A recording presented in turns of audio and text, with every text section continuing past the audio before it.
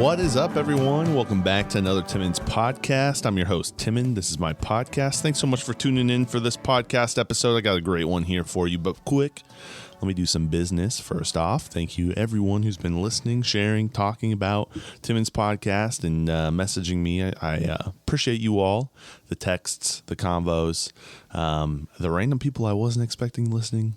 You know who you are, and I really appreciate you. Anyways, I got a great episode here today. I got to sit down with one of the co-founders of Oasis, Heather Tobias. She's amazing. Totally way cooler than I could have ever expected. She's got so much experience under her belt, and the way she just lays out what the Oasis does. And then those who don't know, the Oasis is a business in Goshen. They serve delicious food. They're over by, they're on Lincoln Way, over by the Chief.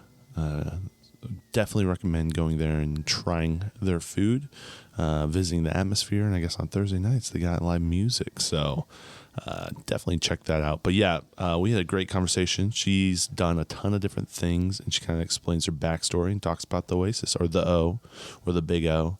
Had such a good time chatting with her. Really appreciate her coming on, and I think you guys will love this conversation. So without further ado, enjoy.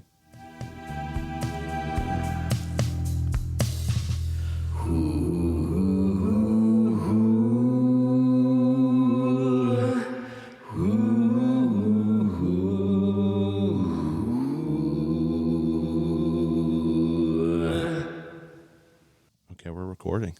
Welcome, Heather. Oh, thanks for having me. The whole atmosphere changed. No, I sat up a little straighter. I was like, this is real. Yeah. It's like school. Yeah. First, let's cheers. Cheers. Yeah. Thank you. Thanks for coming. Absolutely. Ooh, there is a little bite to that. That is good. So this, let's tell the people at home, this is your whiskey, Keeper's Heart, yes. Your barrel. It's our barrel that we, my general manager, Nate, and I sat down, and it's kind of it's a rough process to go through and taste all these and pick the right one. It's not really, it's amazing. So did you go to the distillery? We had plans to, and our schedules, one of us always has to be at the restaurant. Yeah. So we can never go together. Yeah. And I think it was like February, and they're based out of Minneapolis. Oh, wow. So the weather can get kind of iffy and sketchy. So the head distiller there, Brian, is actually from Jameson. He is Irish. Oh, okay. And so the brothers, the O'Shaughnessy family that owns this, went over to just kind of pick their brain and go through the process. And I think they sat down and had him scheduled for like a 2-hour meeting, and it ended up being like a 6-hour. And his wife came in, and basically, I think at the end of the meeting, he's like, all right, I think I have a job, and we're moving to Minneapolis. Wow. So I think he's roughly my age, mid-40s, 46, brought his family over and is now living in Minneapolis. And from Ireland. Yes, from Ireland, and is now the head distiller at Keeper's Heart. Okay. I love Jameson, too. Jameson is such a good... Yeah, and that's a good, it says Irish-American blend. That bottle or barrel that we picked, it was actually finished in maple syrup barrels. So it's got a sweet hint to it. Which is so Midwestern. I love that. Yeah. Well, and the maple syrup is out of Grand Rapids. So it's kind of homegrown a little bit. Yeah. Because we're not that far. It's localish. Yeah. So it is, it's a higher proof. But once you get into it, it's amazing. Oh, I love it. So, thank you. Yeah. You're welcome. I appreciate you bringing this. And you said this is the second run you guys have done. Yes. Yeah. When we first opened, I think right before COVID, that word, right before COVID, we had picked another barrel, and it was finished in a Chardonnay barrel. Okay. And it was from another distillery down south. Our bar is kind of eclectic. We like to promote the things that are not as well known. Yeah. It doesn't mean that they're not as good, because frankly, in my opinion, a lot of them are better. Yeah. And it's just getting people out of their comfort zone. But that 100%. we we released that in June of 20. So, I mean, we were still in the midst of COVID, and just went ahead and Did it anyways, yeah. released it then. And I think we had sold out at Christmas. Oh, wow. And roughly between like 250, 265 bottles you get out of the barrel. Yeah. So, Well, if you see there, I can't see it on screen, but oh yeah. I bought that in Grand Rapids because I was going to, you can see up here too, I have all this different wine stuff that Yeah. I've been kind of messing around with. And I thought at one point I wanted to do 55 gallons in a barrel and just see what would happen. That was an old whiskey barrel. Never got to it, but it's kind of fun to have. I think eventually that's going to be this will be the table. I'm gonna, like refurbish it somehow. Awesome. Well, on my list of projects to do, but That's going to get bigger. yeah. Here. Oh yeah, in a real couple quick. weeks. Mm-hmm. No, I love it. So Heather, why don't we just first off, thank you again so much for coming, but tell everyone a little bit about who you are, what you do. It's a huge list. And then we can kind of get into some fun stuff. Yeah. So I was born and raised in Goshen. That's awesome. First and foremost. What ended up happening is I went to school. I have a degree. I have a bachelor's in psychology, quite honestly, that I don't use, but it comes in handy sometimes. Yeah. But probably more so my bartending background may be well more versed in that area than my psychology degree. Yeah. So I'm sure those work hand in hand. Hand in hand. Yeah. I went to University of Indianapolis. I was there for 4 years, got my degree. Fell in love, moved home because that's what you do. So made it back to Goshen, got married, had a family. I wasn't really sure as far as a career what I was doing. I was working in the RV industry at that particular time, purchasing like real green, real green. And I had always worked 2 jobs. I had always been in the restaurant industry. I like the cash aspect of it. Yeah. When you bus, when you host, when you waitress, bartend, it's always nice to have cash. Cash is king. Yeah. And I'd always just been around it. How old was I? I'm trying to think of the year. I ended up coming to Goshen and I got a new job and I worked it was called Design Time. So they did all soft goods for the RVs, bedspreads, draperies, pillows. Yeah. And National Tent. So they did tents. We did pop-up tents. Gotcha. And I was like a scheduler and customer service phone. And within probably 2 or 3 months, found myself running the floor on both sides. Wow. Of that. Very fast paced. I loved it. I'm organized and nothing is ever the same every day. And a lot of problem solving. We'll get to the rest of that. So I worked for a group and it was a local businessman, and he had a partner basically that was doing the sewing line. I just kind of wanted more and more and more and moved all the way up to, I guess, as you would say, we're never big on titles, but like GM of that plant. Gotcha. So you were running a lot at that point. I think at our highest, we had like 60, 65 employees. Wow. Yes. And then Hurricane Katrina hit, and then we were doing FEMA units. And so there was a lot there. That's really my manufacturing background. Wow. And I loved it. And it was super fast paced. And so that conglomerate of those businesses ended up selling in, I think it was 2008. Right. When everything. Right before everything. Like when I say right before, 2 or 3 months before they sold to Lippert. And I worked. I was going to say, I wondered if it was Lippert because when you said sewing, I think Lippert. Yeah. Right? So that they had another piece of that furniture, which was seating technology. Okay. And Maple City Mattress. So there was tents and draperies, and then mattresses and furniture, which is the big one. So they sold to Lippert, and I worked for Lippert for a year. And kind of was like, I'm not really sure if this was for me. And I walked away. When I say I walked away, gave notice, I had no backup plan. Walked away. It's a little scary. I mean, it was just my husband and I, no kids, and was just kind of figure out as you go. 3 months later, my old boss, who had sold his business to Lippert, called me and said, Heather, I need kind of a personal assistant. My life is a mess. What ended up happening is he booked a family vacation to Vegas, and they all went, and they didn't have hotel rooms because he booked them for the wrong week. And that's when he realized, like, I need a personal assistant. And I went to work for him part-time. In the midst of all of that, got pregnant. So was like bartending and still doing that and working for him part-time. Yeah. And it just kind of came full circle to some of the people that I had worked in the original manufacturing, that we all worked really well together and we kind of cut our teeth together. And so some investment opportunities had come up. And I think our first business that we ended up buying, Superior Body Works Okay. here in Goshen. Okay. Second generation, family owned, and they are still there running it. And we're just there to kind of give them an opportunity to grow. Yeah. Right. Maybe some operations, some organization, some vision. And so that was the first one I think we bought. And my daughter, I want to say 2011. It all runs together. The second one was Hostetler garage doors. Okay. So then we bought Hostetler, and Hostetler needed a lot of finessing, so to speak. And it was that was a total rebuild too, from the ground up. New processes, new computers, new scheduling. Was that a family-owned business too beforehand? So oh my word. Yeah. Yeah. So there was That's like against the grain. There was a lot of stigma there too. Yeah. And then trying to find employees, which has never been easy. Yeah. And it hasn't gotten any easier. I wondered. So I think Hostetler we've had, I want to say, for about 10 years.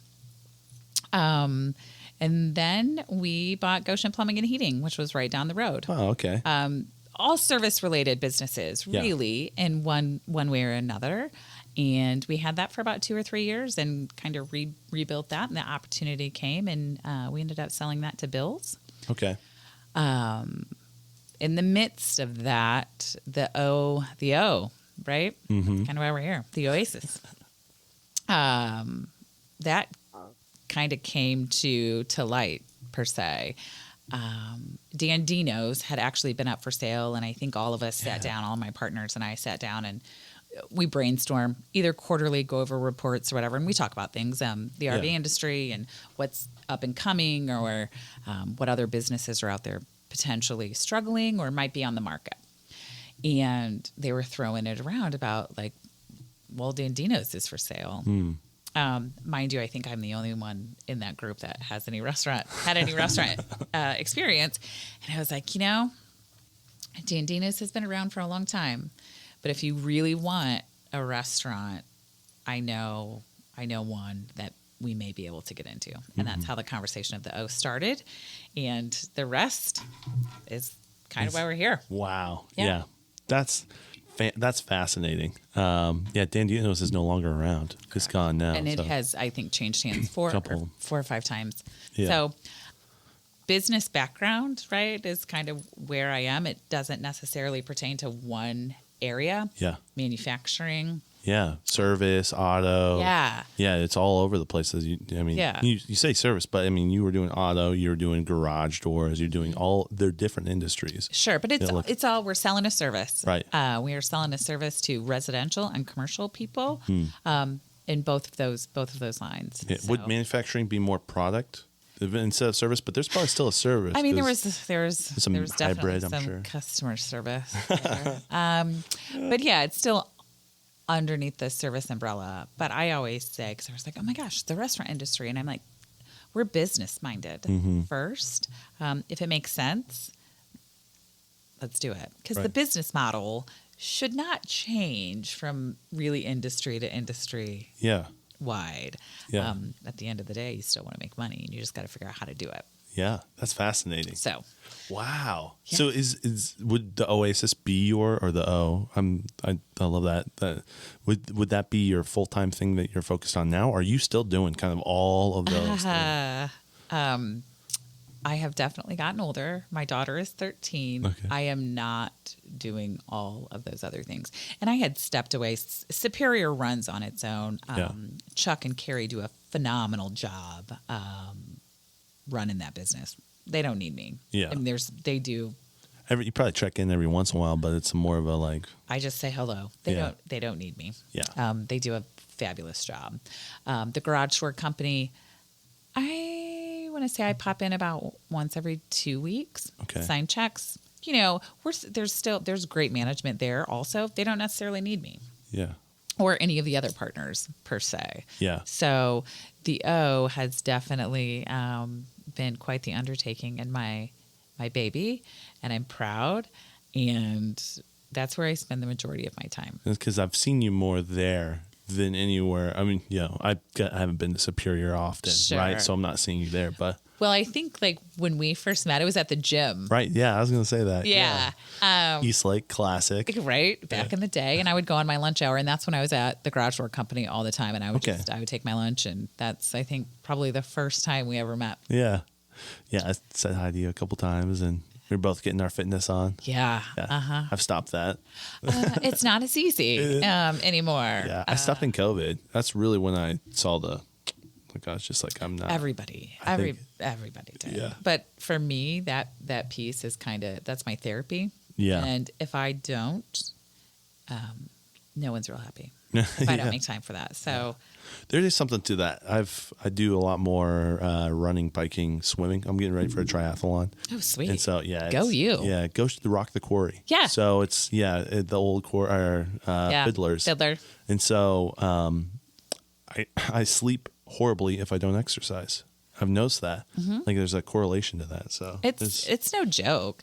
Yeah. I think I've been doing it probably since I was 30. So I've been consistently. I've been doing it for a long time. Wow. It is my therapy. I mean, there are great side effects from it. Yeah. Right? You look good. You feel good. Right. All that. But it really is like, I don't answer my phone. That's I nice. rock out.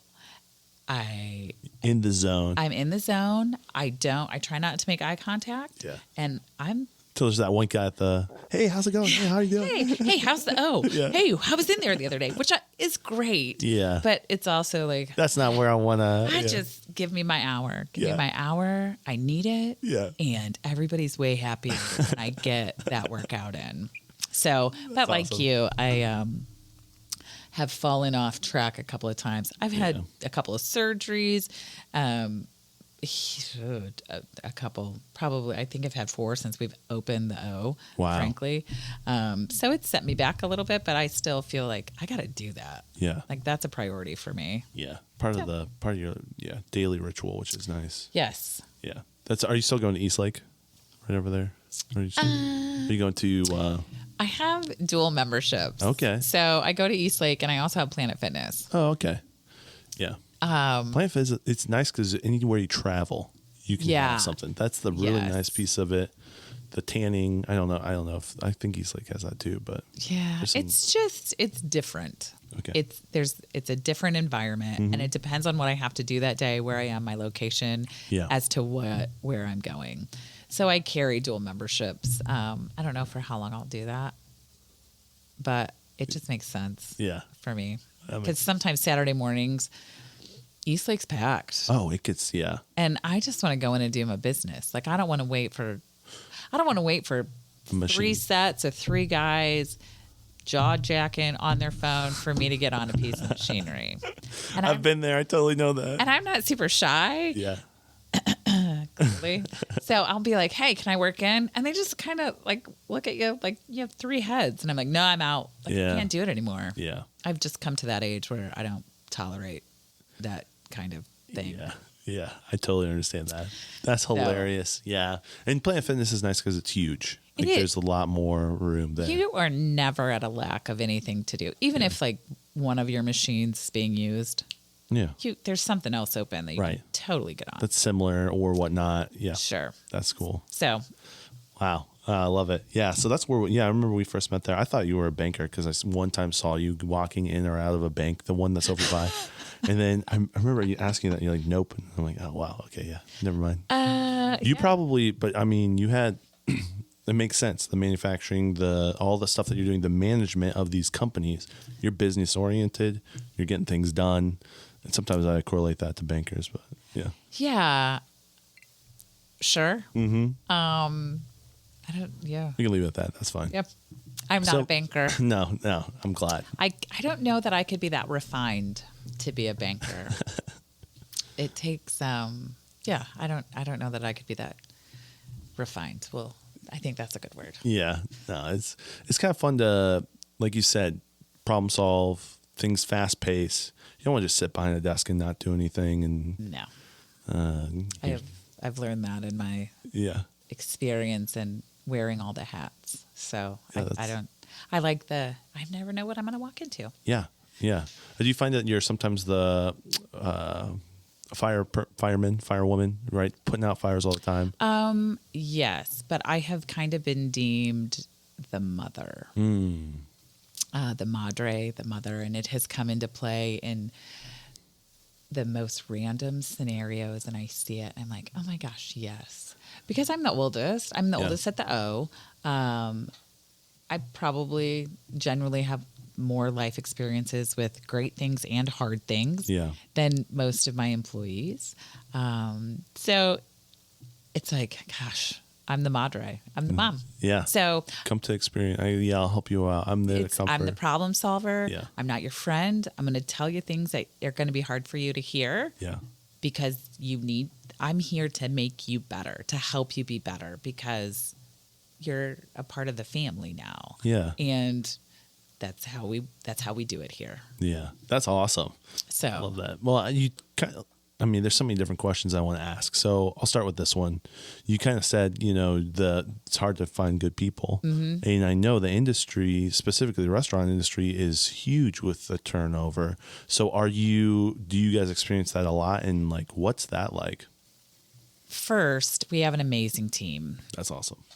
And I'm super proud of all of them. When we first opened, I think there was a 2-year stretch there from 2019 to probably the beginning of 2022. We had retained, I think it was like 86% of all of our initial hires. There is something definitely to be said for that. Yeah. I can't pinpoint it. I can guess. I feel, number one, the money was good. Yeah. Number two, I'm pretty fun, and we're a pretty good organization to work for. Yeah. And understanding, and we are a big family. So it is chaos sometimes. The majority of the time, it's organized chaos, but we all make it through. And at the end of the shift, you're like, oh my God, we just did that. Wow. We totally just did that. And so I spend more. The restaurant industry is, if you've never been in it or worked in it, it's like no other industry because you become super attached to these people and you find your commonalities and your bonds and what makes each other tick, and you're with each other all the time. And so we don't have normal sleep patterns. Yeah. It's just, I'm proud of them. We have had some turnover lately. Some of our original staff was going to school. They got their degrees. They have moved on to a full-time gig. Yeah. Now that things have slowed down a little bit, we don't need as many staff on. Yeah. So we haven't had a whole lot of turnover per se. There are some new faces that you'll see, but I think you get that anywhere. Yeah. Yeah. But with that being said, staffing, we're also family oriented in 2-part. So there are 3 of us there that are related. So my executive chef, Piper, and one of my sous chefs on the line, Ethan, and myself, all our dads were brothers. Wow. So little known secret is when we first started this endeavor, which we'll backtrack to how we got to what the O is today. Yeah. But I had my eye on Piper. I knew. We grew up together. We were super tight. She was born and raised in North Manchester, so we didn't see each other all that often. An hour away. But we were pretty, she looked up to me. I was grateful for her. And we've just always had a special bond, her and I. And so I always say we're sister cousins. And we're super close to this day. But when we started this endeavor, I had my eye on her. That's cool. So So you kind of tapped her and said, "Hey, I'm doing it this." wasn't easy. Like, she was apprehensive for Yeah. sure. Was she and- living in Goshen? No, Oh, she yeah. was living on the other side of South Bend at that particular time. Oh wow. Yeah. So, yes. I mean, I'm gonna take a little detour. What does she think of Goshen now? She had lived in Goshen Okay. prior to that. Okay. My wife's from South Bend, Mishawaka, and Okay. so it's like she's now like, this is so cool. Like I didn't realize Goshen was what it is until you move here. It and you're wasn't. It wasn't always Yeah. Oh yeah. this. Yes. Yeah. Right. Yeah. So it has come a long, 100%. long way. Yeah. A long, long way. So, and then she was starting to grow her team. And that is one thing that I don't like titles. So as an owner, Nate is my GM. Piper takes care of back of the house. She's the executive chef, but I trust them explicitly and to run their teams as they see fit. I don't have to step in. I don't necessarily get involved in the hiring process because I know everyone. If I don't know you, I guarantee I know your mom, your dad, your brother, your sister, Yeah. your wife, your husband. Somehow I know you, and I just don't like that commonality. Yeah. I like to step away. Because then you don't have to be biased or unbiased. Correct. Right. That makes Yep. sense. Yep. So Yeah. I will get involved in the firing, just not the hiring. Oh, okay. That hasn't happened, but Yeah. one time. So there is a family bond there. That Tobias name is pretty thick. That's awesome. In the Oasis. So Well, I remember talking to Ethan one time, and he had said the cooks just got the red root beer, the cream soda. red cream soda, Red Barks cream red cream soda. Yeah, he's like, they put it in the back for us cooks. I'm like, that's so cool because now, I mean, it makes sense. You know, you're doing things to like make it a more enjoyable environment for the people working there. Yeah. And it's like, I'm going to get this cream soda for the cook because they asked for it, or they wanted it, or whatever. Yeah. However that came about. For sure. I love that. If your team is not happy, if you were not doing things to promote your team and show them that you care for them and that you want them to be better, Yeah. then what?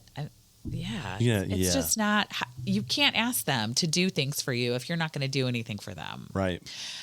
That's so true. I'm a lead by example. And I have always said, I never want to hear the words, that's not my job. Because as an owner, I've done dishes, I bust tables, I picked up cigarette butts in the parking lot. Wow. And clean bathrooms, I'm sure. I clean the bathrooms. Yeah. Yes, I have. There's not anything I won't do because I want it to be successful. So if there's stuff that you're not willing to do, then how are you going to be successful? Right. Yeah, that makes total sense. No one's too good for anything. Oh, yeah. We may think that, but that's not true. We're all human. 100%. Correct. Yeah. I heard a quote the other day that says, culture eats strategy or something like that. Yeah. So no matter what your strategy is, if you don't have a good culture, you know, you got to have. And I think that maybe it's probably the majority of the reason that we have kept So many people, the culture. The teamwork. That's always what I say. And I get frustrated sometimes when I don't see people being a part of the team. I was an athlete. Yeah. That is ingrained in me to be helpful, to be a good teammate. Yeah. So if you're not willing to do that for someone else, don't ask them when you need their help. So that makes total sense. That's what I love that though. That's what so we great. preach. Well, and like I said, we've been to the Oasis or the multiple times. We call it everything. Okay. I mean, it's okay. The Oasis, the O. 2023, you can call whatever you want. We've kind of lost the big O. Was that part of what? Okay. Yeah. So the big O was its name back in the day. Wow. Okay. So yeah, well, let's get into that a little bit. Okay. Tell me a little bit about how that was purchasing the Big O. Well, backstory. Feel free to grab as much. This is going to go, thanks. Yeah. This is going to go back a little bit. So original owner, Sam Yoder, I think it was like 1964, something right around there. Yeah. He bought it. His son, Denny, I think was in the Navy at that time, and he came home, and him and his wife, Mary, started running the O from his dad. And so Denny and Mary Yoder always were at the O. They had 2 sons, Todd and Brad. Brad is my age. I was probably in 6th, 7th grade. My parents became good friends with Denny and Mary. So we started doing family vacations together. We'd go to Indianapolis and go to the Children's Museum. Yeah. They had a lake house. We would be at their lake house on the weekend. Oh, that's cool. Brad and Todd growing up were like the closest thing I ever had to a brother. Brad was best man in my wedding. We're still very close to this day, by the way. So I started doing dishes at the O at maybe the age, I'm going to say 13. Yeah. Rules were different back then. Yeah. I mean, they were totally different back then. Maybe 13, doing dishes every Friday and Saturday night. I can tell you it was for a $20 bill and all the cherry Coke that I wanted to drink. My parents spent quite a fair amount of time at the Oasis. Okay. The bar rail. So, I mean, they'd drop me off and eat dinner, and I would get done with work, and they would take me home. Oh, that's awesome. So I have a long connection with the O. Yeah. And so, anyway, it kind of culminated. The boys, they have great careers and are super smart. So they didn't want any part of their family's business, right? Yeah. So then they ended up selling it to some employees, and that's kind of where we had come into the picture. Gotcha. And it was 20. I only know this because I was going through a divorce. Yeah. So it's 2017, and Memorable time, I'm sure. yeah, I mean, yes, and we had talked about it before, and then we had backed out and thought it wasn't a good idea, and then come back full circle, and we're like, okay, we're going to do this. Yeah. But on the flip side of that, my partners are great partners, but they're also like family to me, and so I'm the only female in the bunch, and they look after me and make sure that I'm well taken care of. And doing the right thing. Yeah. And we run the gamut in ages. So, I mean, anywhere from, I think, like 39, I won't say how old, like, 40-ish, 6-ish, mid-50s, and then upwards of 70 years old, right? Okay. So we kind of all run the gamut of age. Yeah. And they just always made sure that I was taken care of and not doing anything stupid. So we waited till the ink was dry on my divorce. And I think, I want to say a week later, we signed the paperwork for the O. Wow. So, yeah. It was a very exciting time, but it was also like, holy shit, we just bought a bar, Yeah. a restaurant, right? Yeah. So kind of just letting it run and do its thing at that particular time, until we got a really good idea of what we were going to do with it. Okay. And Because that's kind of how I'm just going to backtrack a little bit, but Yeah. with the auto place and the garage door place, I'm sure you watched it a little bit before you came in and made changes, right? Yeah. That's kind of, you can't come in like a bull. day one and Yes. Yeah. Although that's typically how I roll. Yeah. Into situations. Business is a little different. I love that. Unfortunately or fortunately, it's true. People in Goshen are not confrontational. Correct. And so if you have that, that's almost a skill, because people don't know how to. I mean, it's like you're 1 up or 2 up because of that, and don't look at it as something that holds you back. But I love that. That's such a good thing. Yeah. So ironically, this conversation just happened last night, and I was like, I'm just me. Yeah. Or like, when you walk in a room, like when you walk in somewhere, you walk in, like you do it with purpose. Yeah. I was like, oh, and I have been accused of being intimidating also. I am not. No. But Unless you're on my machine at Eastlake, then right. and then I'm like, hey, can I work in? Yeah. Then I'm done. I'm Yeah. out. Yeah. So back to the we were just kind of watching it work, and I would go in and bartend on like Friday nights or Saturday nights, and I was like, okay, and figure it out. And at this point, the O was 21 and over. No kids, because they opted years ago when you could choose to be smoking or non. Right. They went with the smoking. Right. One of the last. It's like the dinosaur of Goshen. Yeah, one of the last. And it is iconic. Mm-hmm. Everybody that turned 21 cut their teeth. They went to the O for their 21st birthday. Yeah. Every home basketball, every home football game. Yeah. In the heyday, on Friday nights, you couldn't get in. It was standing room only. Or a Saturday night basketball game. That's where everybody went. Softball was huge in Goshen in my era when I was growing up. So the softball league, all the guys would come in and they would be at the O. That was the place. That's where you needed to be social. Yeah. Every Thanksgiving, when the kids all came home from college, That was a place to party. the O. I love that. Christmas Eve is like, you didn't mess with Christmas Eve at the O. It was pull tabs, hams, baskets full of stuffed animals. Like, I love hams.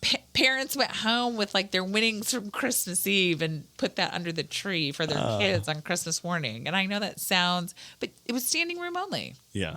Yeah. It was a gathering place. Yeah. Yeah.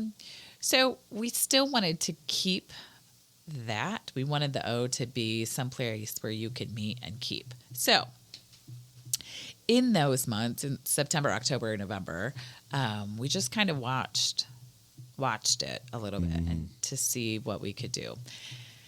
There wasn't a hard plan. We had just met with designers and our builder to remodel and figure out what we could do. And frankly, it was, I think, 4,600 square foot of cinder block and a rectangle on a concrete slab. No basement, of course, because it's in a floodplain, floodway, both. That's all of Goshen. But yeah. Flood central. So I think we had just kind of drawn up plans to say, hey, I think this is what we're going to do. Cut windows all the way around. And then February of 2019 or 2018 hit. Boom, boom, boom. The 100-year flood. That was crazy. I remember that. I had a friend who went through the drive-thru of Taco Bell in a kayak, and he got his picture on the Goshen News because you could literally order because it was that high. And Kroger completely flooded. Yes. That was huge. I mean, and we've seen it. We've seen it. I've seen it in my lifetime. I'm a little bit older than you are. Yeah. And I remember, when Denny and Mary owned the O, I remember filling sandbags. Wow. They just called all their friends and the kids, and we filled sandbags in the back parking lot of the O and sandbagged all the way around the O. Wow. I remember that vividly. Yeah. So I had kind of watched the weather and was like, this is not, it's not good. It's the perfect storm. So I think it was myself and a couple of the guys that I think were working. I was like, oh man.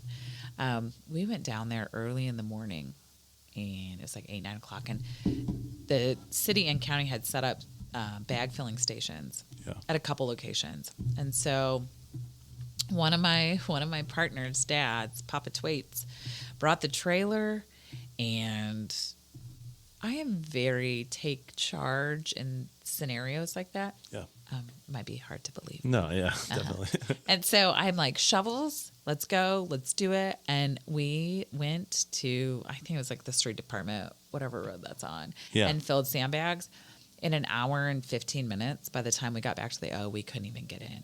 Wow. It was that. And we had trucks. Everybody had trucks, like big, like farm trucks. Lifted. That you could get in. You could, whatever. And it was just like. That much water. It's done. So let it go. I don't know what my blood pressure was that day. I would venture to say it was pretty high. And you just kind of, that's Mother Nature, right? You can't stop it. Yeah. There was no stopping it. Yeah. So that's kind of where we ended up. When we finally got in, we were like, okay, so what do we do? And that's where the conversation came about of, you have two choices. you can either rebuild or remodel, or you can tear down and build new. And numbers obviously come into play. Yep. Come to find out, 50%, you can only put in 50% of fair market value. Oh, really? Because we were in a floodway. So So with again, this is all, I have buried some of this in the deep, dark blackness of my brain. I'm sorry for bringing it up. No, it's okay. That 50% of fair market value. So it means if we would have picked that building up and put it in a cornfield somewhere, it would have been the same, not just because of the location. So if the building was worth $275,000 there, it was worth $275,000 in a cornfield. Okay. So with those round numbers, let's say $140,000 wasn't even going to touch the kitchen remodel and the bathrooms. Yeah. So like, what do you do? What do you do? Yeah. You're vested. Like, you're in. Yeah. So you bought it. Yeah. Yeah. So then we started talking to builders and architects and interior designers, and we can really make this thing great. Like, let's make it great. Let's not. None of us are quitters. We don't quit. We don't fail. That's not in our blood. It's not who we are. Right. So that's kind of how it came about. Sorry. And no, do it. Would you like a? I think I'll have a refill. Let me hook you up with that. Click. So we ended up demolishing, and I only know this because it was the Monday I got back from Jamaica, because I was in Jamaica over Thanksgiving break with some friends, and then we got back and the wrecking ball hit it. And wow. So it was, I remember it getting demolished. Yes. I remember seeing it. November 2018 is when the wrecking ball hit. November 2019, I think it was like November 21st, 2019 is when we had our first soft opening. Wow. So almost like a year. Yeah. It took a year to do all that. Yes. Wow. Well, because we were going to do it right. Do you think that was good marketing a little bit to see it be demolished and then rebuilt back up? Like, because a lot of, instead of like, hey, we've remodeled, all of Goshen watched it get demolished and then be real. There was, because it's kind of like, okay, what's going in here? And it's the Oasis again. You're like, what is going on here? It depends. Like, we're finally over that hump, I think, of the old O versus the new O versus the stigma of what it was versus we had, the people that came in. I was like, well, this isn't the old O. Yeah. It's not. But it wasn't the old O when you guys bought it. Right. You know what I'm saying? Like the standing room only. That's not the Oasis I remember. Right. When I went, it was. But nostalgia does weird things to people, and it brings up a lot of weird emotions when they remember it a certain way. So it'll be 4 years November that I think we have finally come past that hump and realized, and what I always say, because people get overwhelmed by the appearance, I guess, of the O. Yeah. And I would, I guess, classify it as industrial chic. We are not fancy. I am not fancy. Like, I am not a fancy person. That's not a nasty building. It's nice. Yeah. Yeah. Right. But my thought was always, do you have money? I don't care what you wear. Can you afford your bill? Are you going to pay me? Yeah. I don't care what you look like. Yeah. Come in from, doing concrete work or being in the tractor or working on your car. I don't care. Yeah. And that's the stigma of, we are finally getting over that hump, I think. People think it's a little higher class. Right. A bit. Yeah. It's not. I mean, it is. It's nice. It's a very nice building. It's a nice place. It's got good food, high quality food. Right. Right. And so there's that aspect, but that's worth it, I think. It is worth it. Yeah. Do you want That's why we did it. Eat a crappy whatever? Well, it depends on what, right? It depends on what you want. Yeah. And in 4 years, we still don't have a baseline, right? Because we were amazing right out of the gate, right? Our first 4 months was standing room. We were on a wait, and then COVID hit. And no matter what people want to say, everybody, in the restaurant business is still feeling, if they're still around, frankly, still feeling the ramifications of what COVID did to the industry. Yeah. And it's going to take a while for everything to come full recovery, I think, in my opinion. Yeah. So food costs are through the roof now. So that's what, like, there's no baseline. We can't even compare our performance to anything that we've done before because nothing is, you're in a new world, quote unquote, normal. Right. Wow. Yeah. And I'm sure everything kind of shifts a little bit as it keeps, as everything just keeps going the way it's going. Yeah. And so for a long time there, during COVID, restaurants would, change hours and menus, and people would get frustrated with that. I know we got it. We had some very popular menu items that have been taken off because we couldn't get the product on a regular basis. I don't want to ever tell you that I'm out of something. Yeah. Right? Yeah. Or consistently week after week say, well, it didn't get shipped this week, or we didn't have it. What I speak of is our Power Bowls. Yeah, I knew a lot of people who enjoyed those. Yes. Yeah. I am one of them. Yeah. And we said it was a choose your own adventure, right? Because you had all these options, and well, the zucchini noodles. Yeah, the and zoodles. The zoodles. Week after week after week, we never knew if we were going to get them, and it was hard. We couldn't get them and couldn't get them and couldn't get them. That's frustrating. So frustrating. And then, well, we're in Indiana. Go buy zucchini. Go buy zucchini and do your own noodles. Well, that's manpower. Right. So what I was charging you for that bowl, now I'm going to have to charge you this. Right. And it's not that easy. Like, it's not like, if you're making it for a family of 4, okay, maybe. Yeah. It's just, it doesn't If you do 100 of them in a night, right? That's, So it got to the point where we wanted things that were on a consistent inventory basis and we could get day in and day out and not have a problem with it. So that's kind of, ultimately we are at the hands of some of our vendors on that. And they may have shut down for COVID, or they may have their supply chain. So I didn't know what supply chain was until COVID, right? That wasn't something that was in the normal atmosphere. Right. You didn't talk about it unless you were in an industry somewhere that was popular. Yeah, but the majority of people, now it's a common thing, It's a word that people use in a daily basis, actually. So it just got to the point where I want stuff on our menu that we're not going to have an issue getting. Yeah. And what ended up happening is they would be these manufacturers or producers that they would have 25 SKUs that they produced.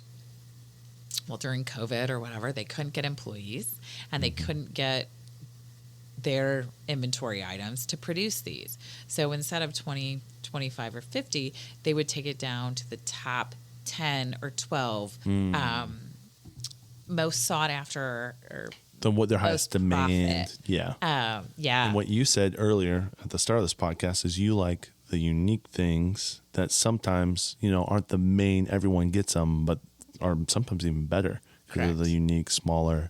Right. And that's, we kind of had to shift. We had to shift our vision a little bit there. We're coming back to it, but it's still hard. It's still on a weekly basis. There are random things that you can't get. And right now, so I look at the weather and go, we're in a drought. Like, we're going into a drought, right?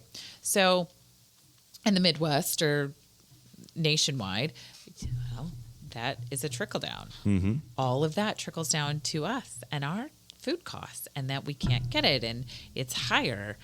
The cost is higher, or if you can get it at all, or whatever the case. Right. And so I'm looking ahead 2 and 3 months, going, what's this going to do to September for us when we can't get fresh produce? Do your menu items change pretty regularly, or are they pretty consistent? Building a menu or changing a menu is the most tedious and long process than I ever imagined. I underestimated the ease of changing menu items because our kitchen is small. Okay. For what we have. If we would have made a bigger kitchen, we'd have lost seating, right? Gotcha. So Yeah. it's like, what do you want to do? Yeah. Have more seating, or have a smaller kitchen, or have a bigger kitchen and less seating? Right.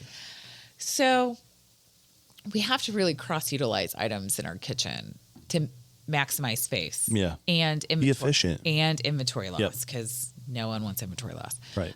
So we look at that too, from going from a new menu. Chef and I, and sometimes Nate, we go down about 2 times a year to a test kitchen, and they pull out all their new items, and we're like, okay, that's a winner, that's a winner, that's a winner. And then we go back and kind of culminate. So we're probably about every, I'd say 10 months, we change up our menu. Yeah. So, and 2 months ago, we just changed it, pulled some stuff off, added some new things. Yeah. You're probably looking at the data too, right? Understanding kind of. Well, the market plays a huge part in what you want to change up and what you want to put on there. Yeah. So all our steaks right now, and actually since COVID, they've been at market because they fluctuate just so much. That's crazy. And it freaks everybody out, right? Because you Yeah. hear market price, you're like, Yeah. oh my gosh. I'll buy this since $700. Yes, right? Right. Yeah. But in correlation to that, when you go to the store, and I don't care what store, it can be Kroger, it can be your hometown butcher, it could be Aldi. Go buy a filet, go buy a ribeye, and compare it to what you were paying 2 years ago. Oh, yeah. It's just not. Or a month ago. Right. They do It fluctuate. fluctuates so Yeah. much. Yeah. So anyway, that's something that we have to defend, I feel, sometimes. Yeah, that's tough. I mean, I think people are. Yeah, I think everyone is. All right, I say I think, but I'll talk from my personal. I see everything changing. I know what's happening. Like prices of, if I love Taco Bell. It's my dirty little secret. That is shame on you. I know. I love. Actually, we have this conversation a lot at work, and they're like, that's one of the healthiest Oh no. fast food restaurants that actually you could go to. I don't eat fast food. And so, Good on you. Yeah. Every once in a while, I'll say every 2 years I'll go to Taco. No, not really, but every once in a while I'll go to Taco Bell. But what I bought when I was in college to what I buy now, sure. my dollar went farther back then, and so I can only imagine that's Taco Bell. That's the lowest of the Right. low. Then you go to Oasis, right? It's you guys are having the same food, not the same. You're not buying from the same place, but you're buying food, and those prices are going out the roof. I'm the same with going to the market. You're right. I mean, what I could buy for $100 3-5 years ago, that's half of my grocery bill. Sure. Right, it's And 300, 400. we get fuel surcharges on Yeah. every bill. We get Do you environmental. really? Wow. Yes. Well, not every, but a few of them. We get environmental charges. Wow. And They almost don't want you to well, they have to make they're in business also, and Yeah. COVID just really changed the entire structure of business. And I'm not need to narrow that down to the restaurant industry. Yeah. COVID changed the structure of how business is done and what is tolerated. People became a lot more tolerable of some things, and I think it's easier to take advantage of some avenues of that. Yeah. Restaurants are more apt to change hours Yeah. because they can't get employees, or we have, I think every year we've been open, we're closed the week of fair. Yeah. Oh, that makes sense. It makes total sense to me. Born and raised here, I know what the fair does. It is huge and Yeah. it's great. But if I'm not going to the fair, I'm not coming into Goshen. Yeah. Because it's too crazy. the traffic is unbearable. And then we're in a huge farming community. Yeah. People are at the fair because they're involved with the fair. Right. And it's great. But for business, I'm closed that week. It's the end of July. Everybody knows we're down that week. Go do your own thing from an employee standpoint. But it's not beneficial monetarily for me to be open that week. That makes sense. Yeah. You Yeah. probably see a slump. And you kind of got to look at that when you're looking at dollars, right? Is it worth it for me to be open during Fair Week? Yeah. They have lunch passes. Yes. So some of our lunch crowd, they're like, I'm going to get some fair food do because that it's too. amazing. Yeah. Yeah. And it only comes a week. Yeah. I mean, 10 days Getting or whatever. some Tom Thumb donuts. I'm Yeah. getting some cheese curds. I'm Yeah. going to go to the dairy barn and get a grilled cheese. Yes. I Yes. mean, I've only heard all these things I'm repeating. Okay, yeah, no, I've definitely, yeah. No, that's me 100%. Those little steak tips. Oh my God, that's a good spot Niederman's, too. yeah, steak tips. I'm a big Tom Thumb fan. I've not been there. I don't think I've tried that. What? Yeah. The bucket of Tom Thumb? Oh, wait, I have. The bucket, those are the little, like... Donuts. Yes, Yeah. 100%. I was going to say. Yeah. Yeah, sorry. And the haystack. Oh, that's yes. good too. The lamp. Anyway. I love that. Yes. So it is iconic here. We're just closed that week. I think I went to the fair for lunch every single day last year. It was awesome. Better than Taco Bell. Yeah, it is. I'm glad. Yeah, I fasted from Taco Bell for like 3 months, so I had enough money to get there. Oh, yeah, yeah. 100%. Okay. Yeah. No, that's. Tell me a little bit about just the. I don't know how I want to get into this. There's a little bit of like strife, I feel like, between you and the parking lot. Does that make sense? Like, you guys are always packed, and I've had to park other places because a fence had to be put up, and I don't know how much you want to get into that. And so feel free not to go two and two. It could be just me. It's not just you. Okay. I will speak on facts and not emotion and not anything else. I'll speak on facts. So the fence is not mine. Okay. Bum, bum, bum. The Oasis had been there since, like I said, 1960 something, and had always shared parking. We never thought that it would be an issue. It is, I don't know, frankly, how big of an issue it is currently. My employees all park off-site at other various places, not in Linway.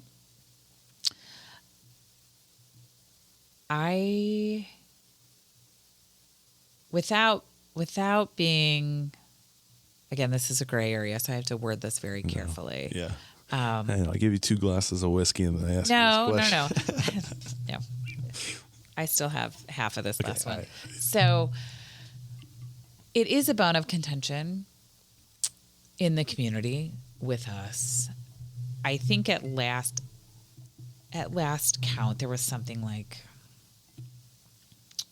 14, 15, 16 different avenues that we tried to come to an agreement with our neighbors in being able to utilize and share parking. I don't feel like there's a solution. It is what it is, and we're learning to be us because I don't think it's going to change. Yeah. Again, we've tried different solutions. Business 101, business attracts business. Yeah. We came here to kind of make Goshen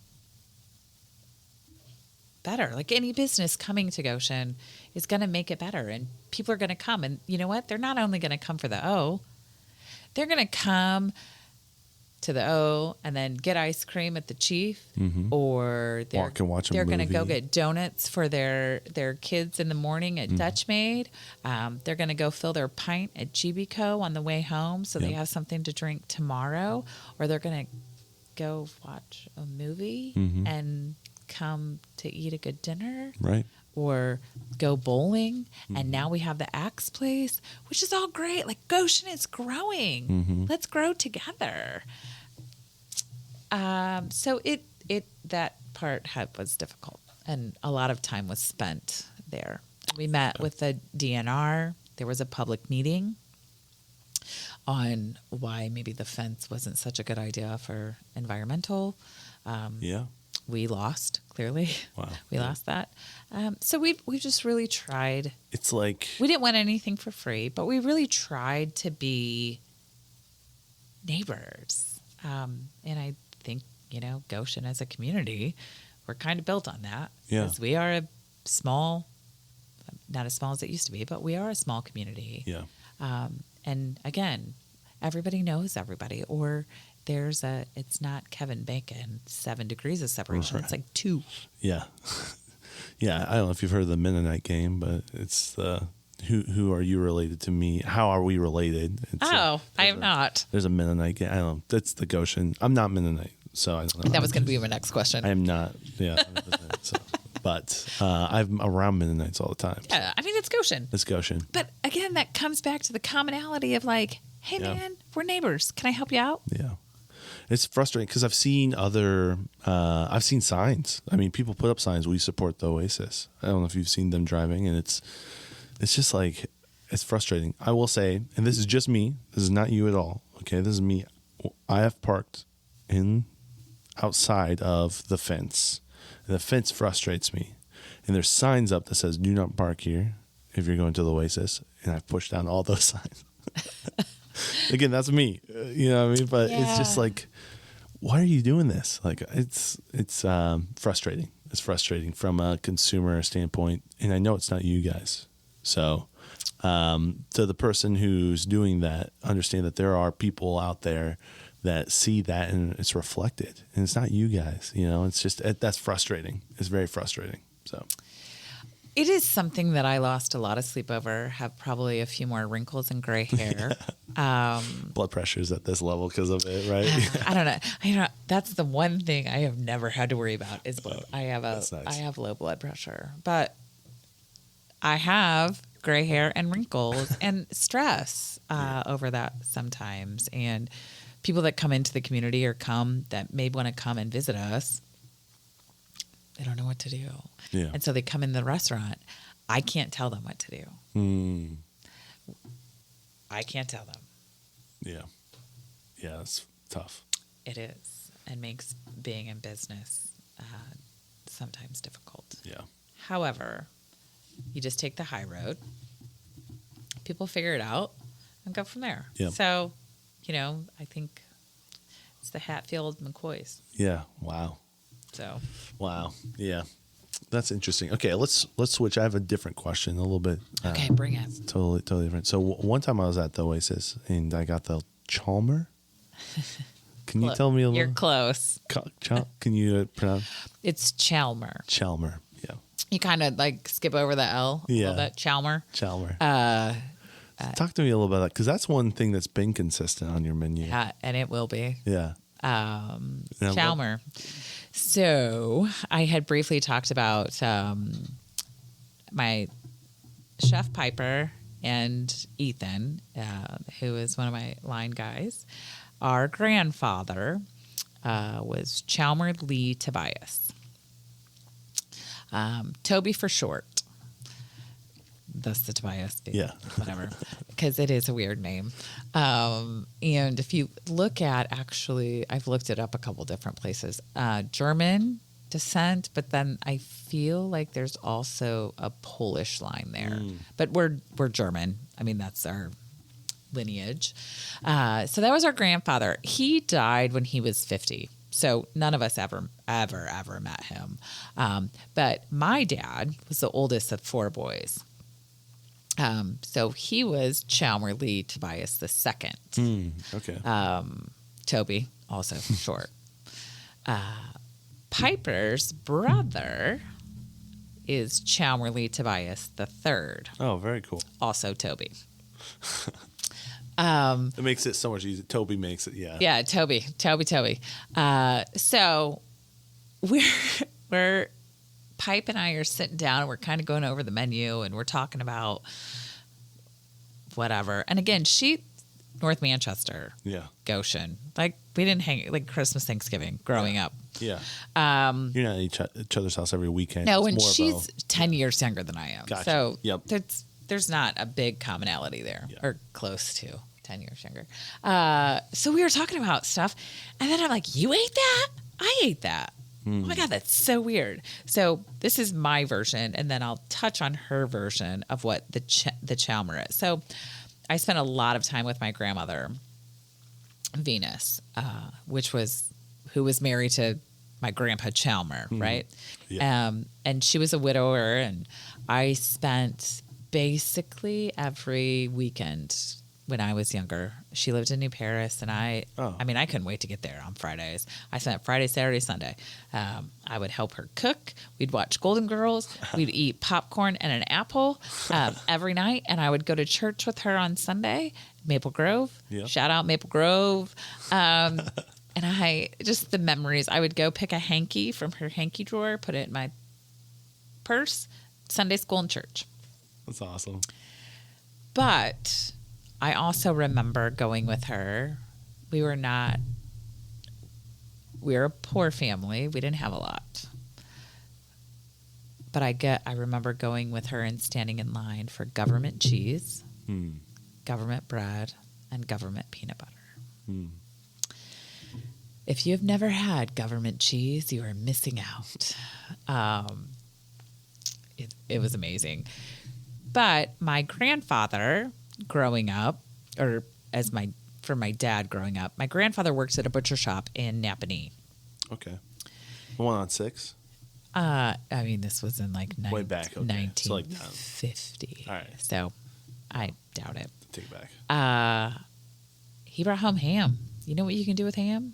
A lot. You can do breakfast, lunch, and dinner with ham. Very utilitarian. That was like, right? And it was relatively inexpensive. So they always had ham on hand.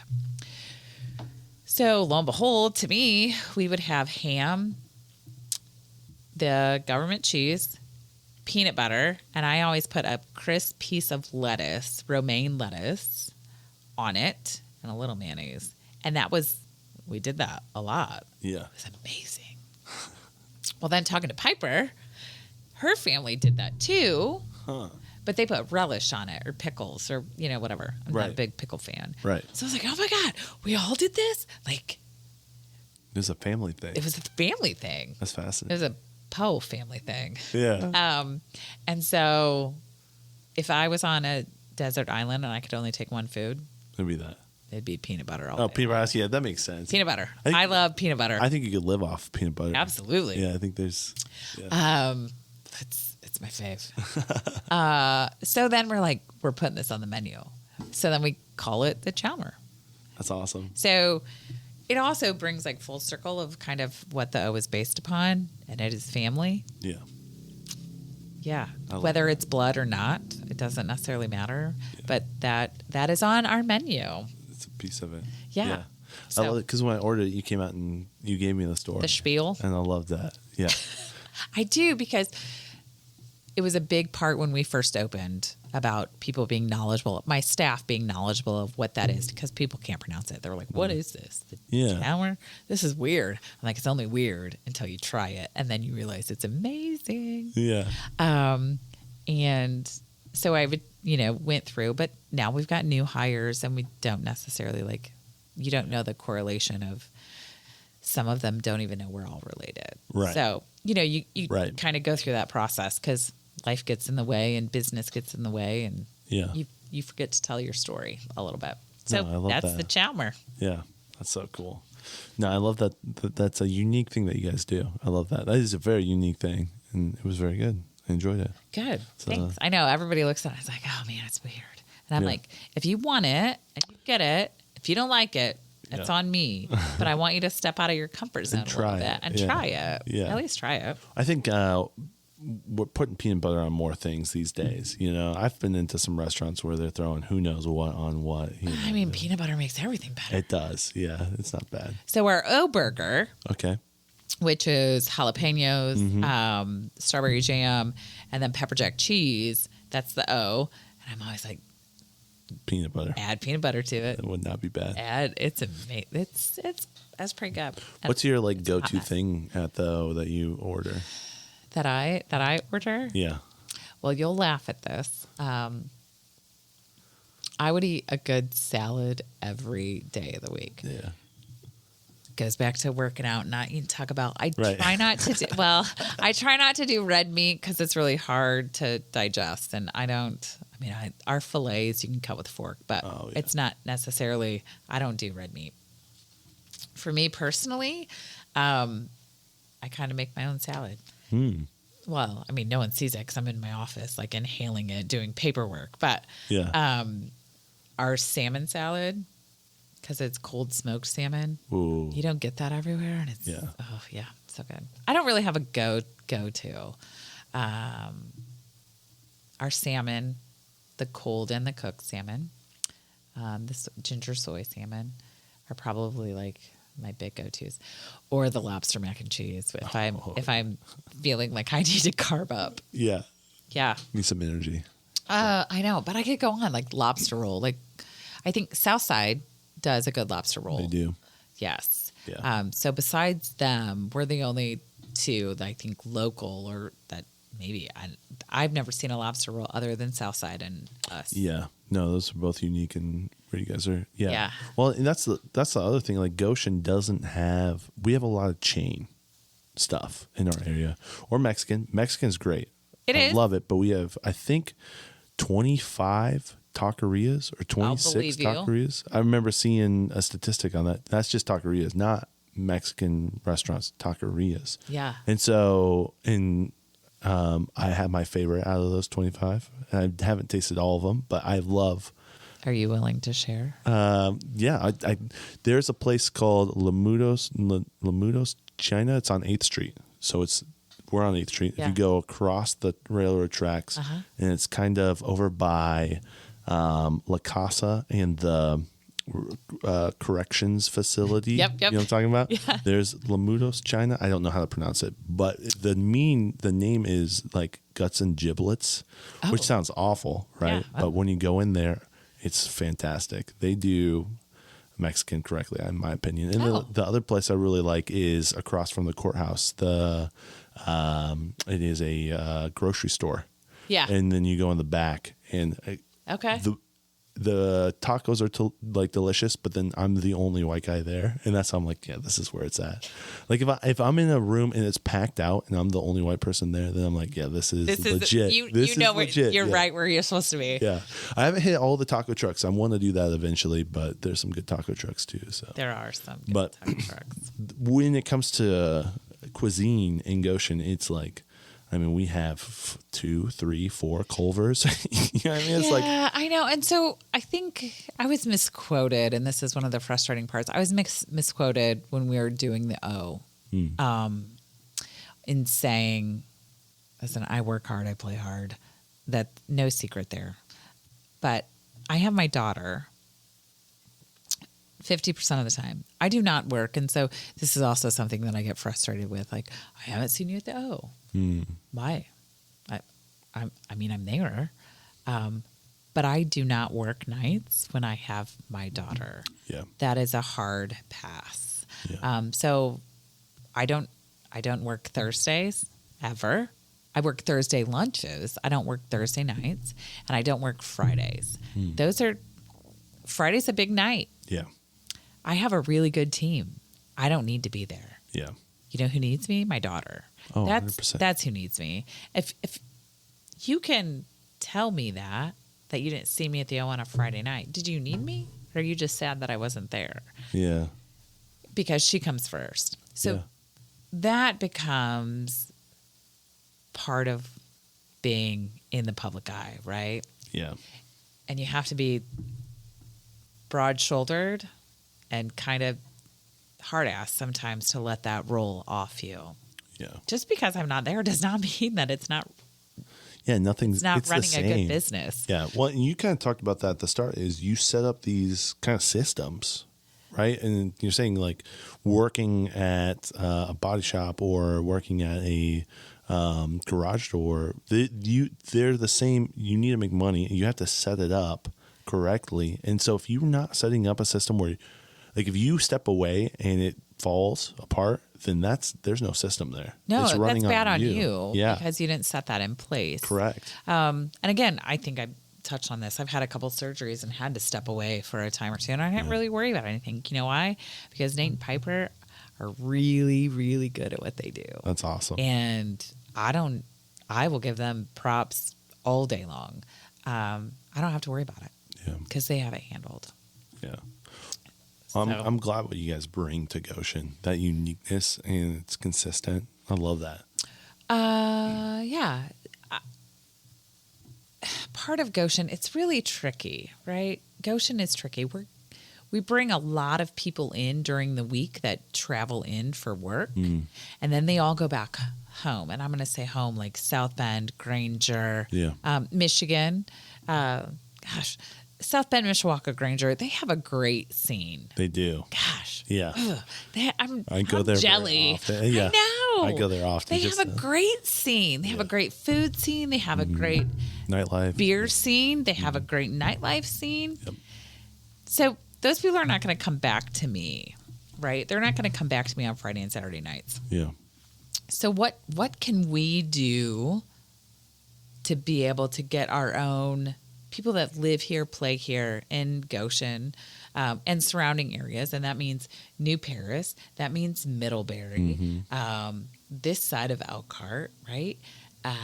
What can we do to get them to be like, hey, we're here. We have outside seating. We have amazing food, very eclectic bar selection. Yeah.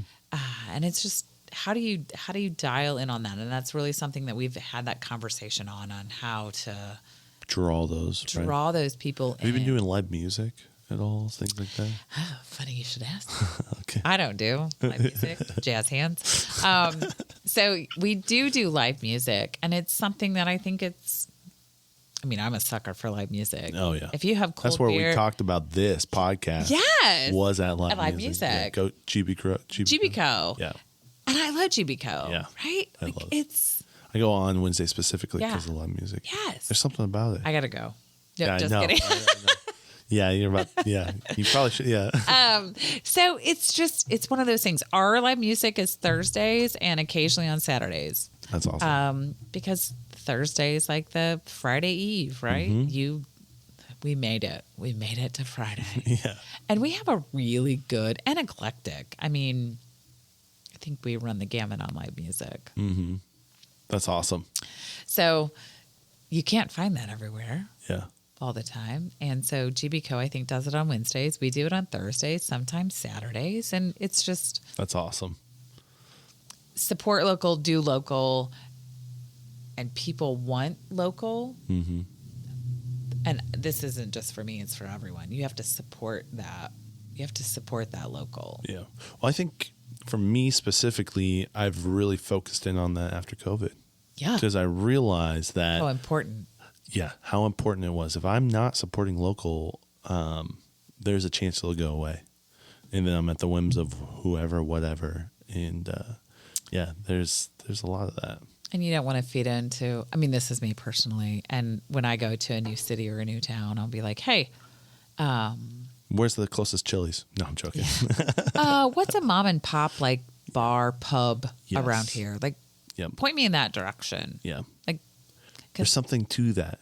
I want that. You get the taste of your fingers on the pulse of the city when you go to that. Yeah. I went to Chicago with my wife New Year's, and we didn't go to the Cheesecake Factory. I could care less about the Cheesecake Factory. I went to the place where the people had been working there for 25 years. It was like a beef and... Did you have Malort?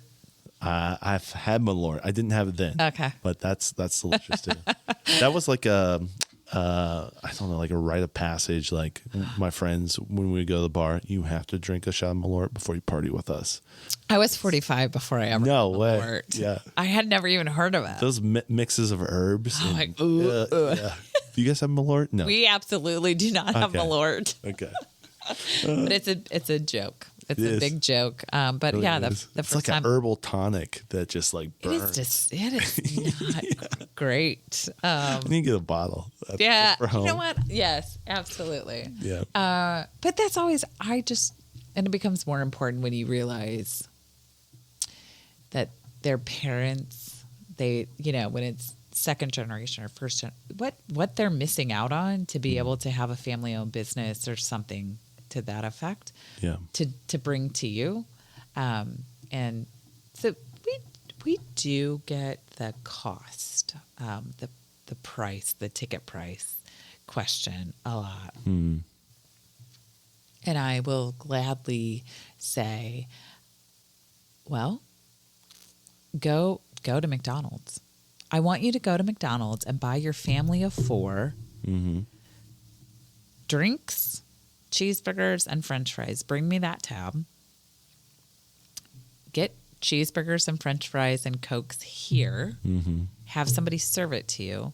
Tell me the price difference. You want to know what it is? How much? Well, yeah, tell me. From a dollar perspective, you're about $10. Really? Yeah. If you go through the drive-thru and you're like, I want a number 5 4 times. Yep. And you do that. And you take it home in a bag. Yeah. And you sit at your kitchen counter and do that. Or you come to me and say, I want 4 cheeseburgers, deluxe, fries, tots, and give me 4 Cokes. Yeah. And you get to sit there and somebody gets to wait on you. Yeah. And if you go on Thursday, there's live music. And you go on Thursday and there's live music. Right. And we've recently added desserts made by Sweet M's here in Goshen. Oh, no way. So, yeah, we're a Yeah. I don't Local yes, focused, yeah. And practice can and you get preach it. whiskey at McDonald's? I mean, if you carry a flask. Yeah, that's But yeah. I mean, our bar is eclectic. Yeah. So, Yeah, and it's like, but how much? Yeah, I don't go to McDonald's, so it's frustrating. You are, but that is also the point. Like, you go to Chili's and you're going to have the same ticket that you Yeah. have at me, but you're feeding a corporation, right? And where's Chili's headquarters at? Instead of Not a Goshen raised, Goshen born. right. Yeah. No, I totally. Yeah, there's something to that. It's a little frustrating. One of the things I really appreciate about you guys too is you took the old bar from the old O. Absolutely. And then pulled I that. mean, you couldn't have the O name without the O back bar. Mm-hmm. That's such So- a cool piece of, and it takes up space. It does, but it adds so much of like the ambiance to Yeah. your place. It's like, And it was actually, we kind of built the restaurant around it. oh, really? Well, because it's Indiana, right? And you can't have children in bars. And Yeah. so we wanted to be a focal point. So whether or not you had your kids and you had to sit on the family room side or you chose to sit, that bar is what makes the O. Mm-hmm. And you see it when you walk in. You can see it when you walk in, even though you may not be sitting in the bar. Yeah. And it dates back from 1880. It was made by the Brunswick Corporation, which is commonly known for bowling alleys. Okay. And they made, ours is called the Majestic Model. A lot were lost in Prohibition. And there's not many of them around. Wow. So, yeah. So you're seeing something that's like very rare And old. and old. Wow. The bottom was damaged in the flood. We couldn't salvage it. So we had to make do with just the top piece. And there were a lot of rumors about what we were going to find when we disassembled the bar in the old hundreds of dollars in coins in the columns, bullet holes. This is what I pulled out of those columns that are hollow. There's a really cool bottle opener that I got. There was a pack of Camel non-filters. No way. Yeah. But those tasted delicious. I didn't try them. Oh, okay. And maybe $1.10 in change. So it, the stigma and the rumors, like it just starts. Yeah. You can't stop it. It's like a freight train. Yeah. It Just goes and goes. But that's what I found in it. And I still have the can opener. It's on my fridge in my house. I don't know. I think I threw away the Camel non-filters. They're pretty Yeah, it's pretty stale, rough. to say the least. Yeah. But I didn't find any bullets or bullet holes. That's wild. Yeah. Yeah. Just the stories that go with it. Yeah. I love that. But it looks a lot different in the space that it's in versus what it was. It's got room to breathe. I Yeah. feel like if that's how I explain it, maybe. Yeah. Yeah. For sure. I love that. Tell me a little bit about your whiskey, why you love whiskey. I know I've got a ton of questions. If you can't tell, I'm just like, Oh my God, yes. Do it. Okay, whiskey. Whiskey for me is a Jack Daniels was the first tour I ever went on, and I just kind of fell in love with the story. So he died from gangrene. oh wow, Do you know that? I did not know that.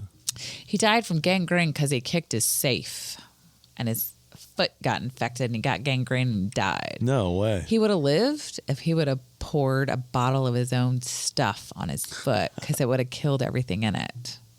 Wow. I did not know that. Okay. So if you ever get the chance to do the Jack Daniels tour in Lynchburg, I highly recommend it. But it is in the middle of BFE, and it is a dry county. You can't buy it there. They give you some lemonade at the end of the tour. Wow. There are still dry counties in the United States. Yeah. Very few, but. Very few. My family actually lives in one in eastern Kentucky. Morgan County, Kentucky is still a dry county. Wow. Yeah. You got to come locked and loaded when you go visit. But I have been to the Jack Daniels distillery tour 3 times. And I kind of just fell in love with this story. And I'm always about a good story. Yeah. Partly because I think maybe I have a good story, right? On who I am, how I got to where I am, the mountains, hills, challenges that make you and mold you into who you are. So I always like a good story. So Jack Daniels, when we were building the O, it was April of 2019. And I liked the brown liquor already at that point. But I was on a trip, we'll say a 3-day vacation in Cincinnati. And I went and I found this really cool bourbon bar. And it had like 20 seats in it. And I had this amazing back bar that was all lined with whiskey barrel staves, like all this wood and glass shelves, and it was backlit. And there was like so many options. And I didn't know my ass from a hole in the ground at that point. Yeah. And I was like, I don't even know what this is. I've never heard of it. Like, tell me. Yeah. So I ordered the bartenders / mixologists, whatever you want to call them, barkeeps. I said, I want a Boulevardier. And it's your call. Tell me whatever you think. And so he pulls down this bottle, and it's Rabbit Hole. And I'm like, oh, tell me about it. And my eyes light up, and they get all glossy, and I'm just like enamored with what he's saying. And he goes into this story about Rabbit Hole and how it came to be. And it's one of the newer products on the market. But in 2017, won gold at the New York Spirit and Wine Festival. And I was like, okay, tell me the story. So Kavi, the founder, it was a psychologist and a professor. Okay. And this is how my love actually came to be. Yeah.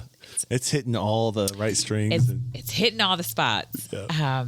And so he's telling me this. So he is definitely a good storyteller, which I feel like any mixologist, bartender should be. Yeah.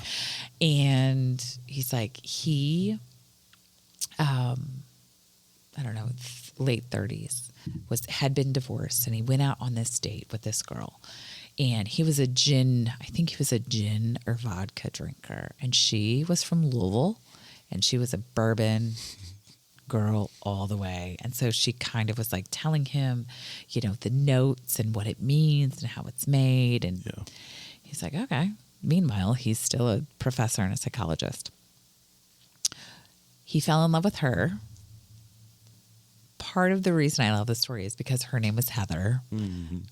He fell in love with her, moved to Louisville, left a career. Wow. Interned at a distillery and learned his craft. Wow. And now has one of the most badass industrial distilleries in Louisville, and it's Rabbit Hole. And I will tell you, in his story is that he's like, I fell in love with her, and I fell in love with bourbon, and it sent me down the rabbit hole. Oh, wow. Is not... Oh, I'm getting chills. Is that not the most romantic thing? So I'm like, okay. So hands down, like Rabbit Hole I give it as gifts. Yeah. That is my thing. We have it at the O. Shout out to that mixologist for just knowing the story to be able to bring that. Yes. And I feel like I was in a spot of my life that I thought where I was and who I was with, probably resonated with that a little bit. And so I got home and I was like, holy shnikes. Like I bought it. I bought all of them. So there's a high end, there's a run of the mill. They have a rye. So it really is kind of like when you say rabbit hole, I'm like, yeah, that's me.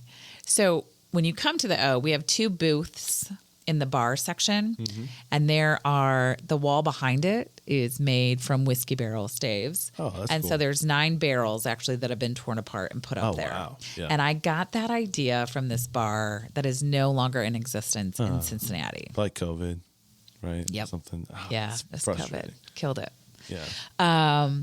So rabbit hole, it's just, I can't explain the emotions that come up with me when I talk about it. And I can talk about others as well, but this was the run that really sunk in and made me love bourbon and whiskey and want to know the history and whys and how it came to be and the aging process. Yeah. Sometimes it takes a decade or more before you even get to taste the product. And I'm a sucker for a good story. Yeah. So rabbit hole was definitely what kind of got me into it.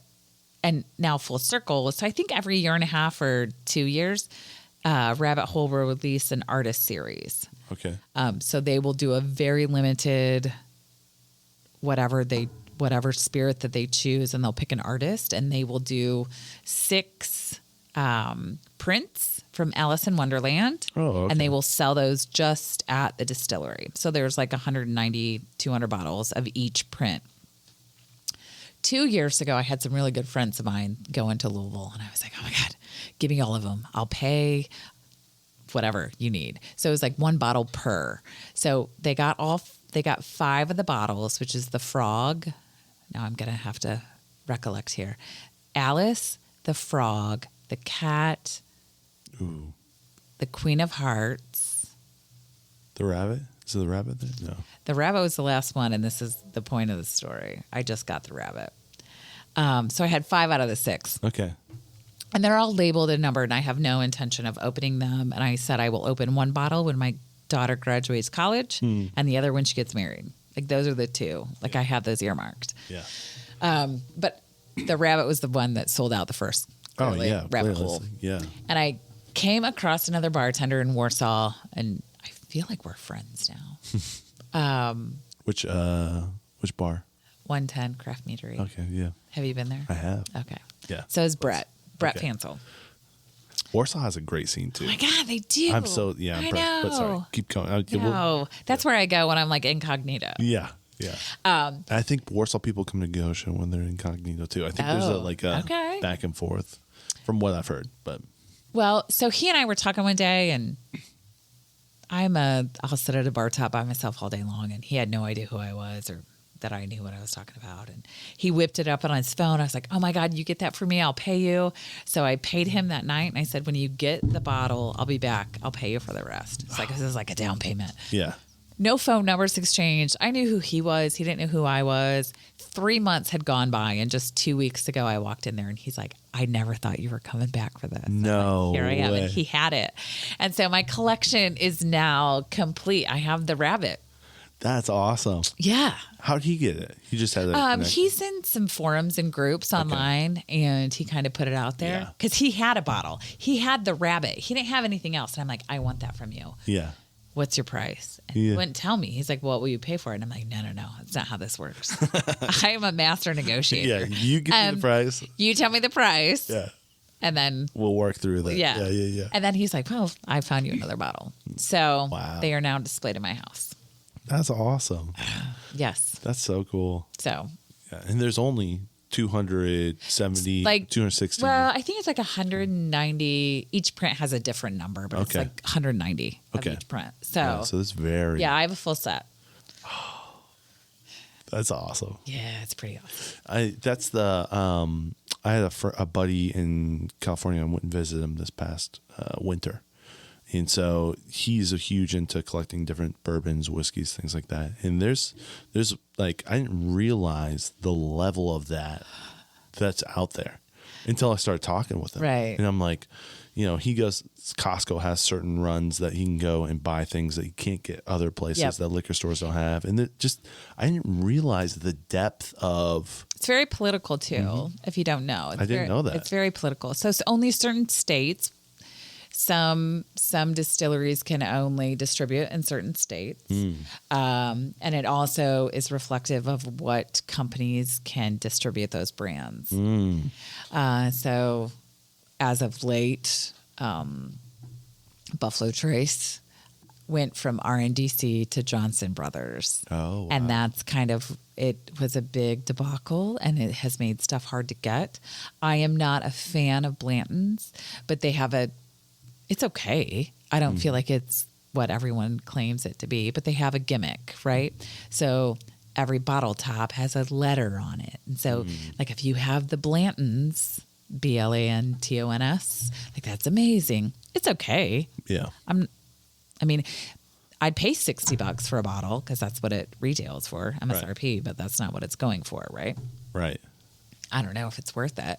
But they have some high-end stuff that's amazing, but it's all just very political. And then you dig into it, and it's like, man, it's nuts. You can buy it on a cruise ship in the middle of the Caribbean, but I can't get it in Kentucky. Yeah. That's so weird. So there is it's all money and dollar driven. Yeah. And then there was like a conspiracy and Confederate ring of like people were emptying bottles and bottling things in them, and it wasn't certain whiskeys and bourbons. Really? Yes.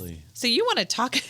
I didn't realize. I kind of hit the tip of the iceberg because he would buy stuff from Costco and then trade with other people who didn't. Couldn't get it. Yeah, he was always wheeling and dealing to get certain things. And I've always been the person that walks in, buys a bottle of whiskey, and then drinks it. I'm not at that level. And then I was like, wow. There's no at that level. This is besides the rabbit hole collection, I have some good stuff, and it's meant to be drank. Right. Like I want to share it and do fellowship with it. So you can be like, Heather and I had this really great conversation. Right. Over. Right. Your keeper's heart, 100%. Blood Oath, I'm a big fan of, but it's hard to come by. E.H. Taylor, I love E.H. Taylor. But in the same regard, there's some stuff out there that's like $25 a bottle that is just as good. I will not reveal that because I want to still be able to find it. Yeah, no, 100%. That it's, it's an experience. It's just what you put into it, and everybody's palates are different. Matrix for buying whiskey, bourbon specifically, is I walk into, and we're, like I said, so blessed because we're in Indiana, so we get way more bourbon than anywhere. Maybe Kentucky. Sure. But if you're in California, you walk into the bourbon section, it's way different, right? New York, way different. Yeah, but their wine section's amazing. That's true. Yeah, their wine is, that's very true. But I look at glass specifically. It has to be glass, but highest proof, cheapest cost. That's my matrix. Okay. And if I find something high proof, cheap cost, it's usually pretty solid. All right. $20 and it's, 110, 120 proof, and it's pretty solid. You know what I mean? So here's a little secret that I learned not all that long ago. Because I used to be a rock girl, like everything was on a rock. Mm-hmm. And then in more and more talking with people that have way more experience in this than I do. And they're like, nope. So get an eyedropper of like distilled water. What your average water bottle, pour it in a glass and put an eyedropper of that. If it's too much for you, if that proof is too hot, don't put a cube. That cube will continue to pollute and dilute that, because if it's not a pure distilled ice cube, all those pollutants from your tap water are going into it. Yeah. So what you want to do is pour a bottle of water, just get you a little eyedropper and get an eyedropper and put 2 or 3 drops in that. And it's just going to mellow it just a little bit. Wow. To take out that. So you don't need the rock. Wow. Yeah. You're welcome. Thank you. I didn't know that either. Yeah. So it's just... That's brand, yeah. Yeah. I'm used to just throwing, a cube or 2 in. That's it. Yeah. Right. But are you doing the cube because you like it cold? Or are you doing the cube to mellow it out a little bit? Yeah, both and. Okay. typically. Yeah. Yeah. So But I don't mind the hit of it. I don't mind it. it shouldn't be painful. That Right. hit should not be painful. And so that's just when getting some distilled water and just taking a couple of eyedroppers and just putting that in there, it's going to mellow it out just enough. I mean, you're the keeper of your domain. You can put Right. in whatever you want to mellow Right. that out. Yeah, that's fascinating. I'll have to try that. That's cool. I mean, I'm at the point where I just put an ice cube in my whiskey. I think there's people who are like, I needed a mixed drink because I can't handle right. But Sure. I'm at that point, And that's good. I mean, there's nothing wrong with I just said so.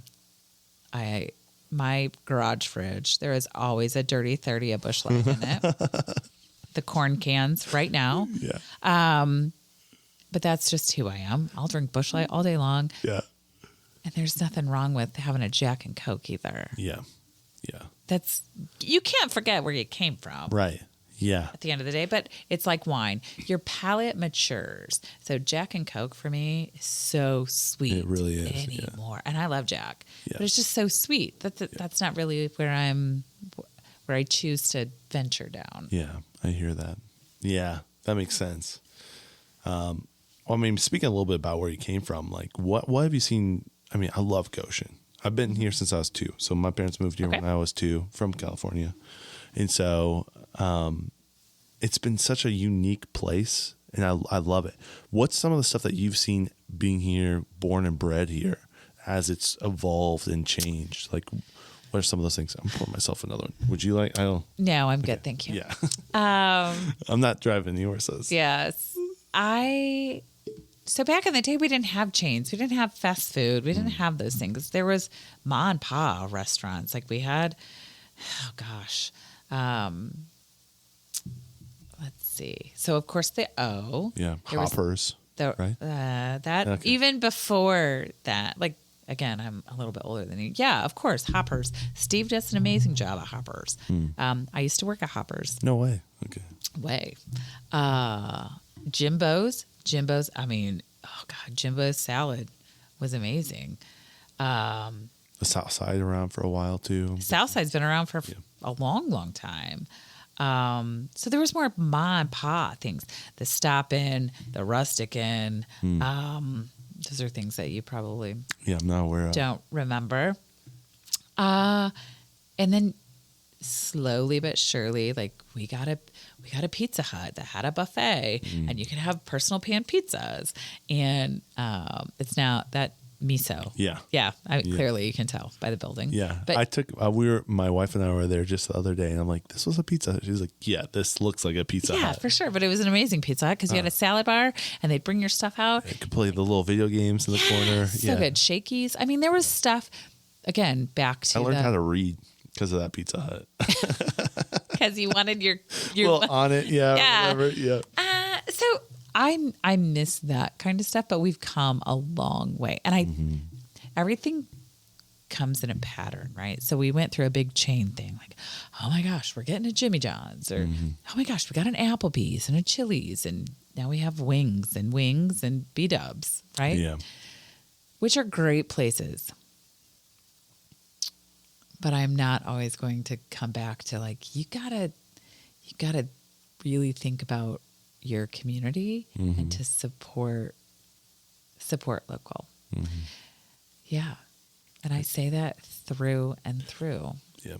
I see my generation, and we want a local place. You're going to pay a little bit more for local because you have to, because our overhead and what we encounter, our buying power is not the same as it is for a Chili's or a larger brand that has But our money stays here. 12 stores. When I give my money to you, it stays here. Correct. It doesn't go to wherever the corporation is. Yeah. For sure. It's and I when I talk about Goshen's food scene to my friends, we don't have a food scene like Warsaw, like Mishawaka, because we have chains, but we don't need a new Chipotle.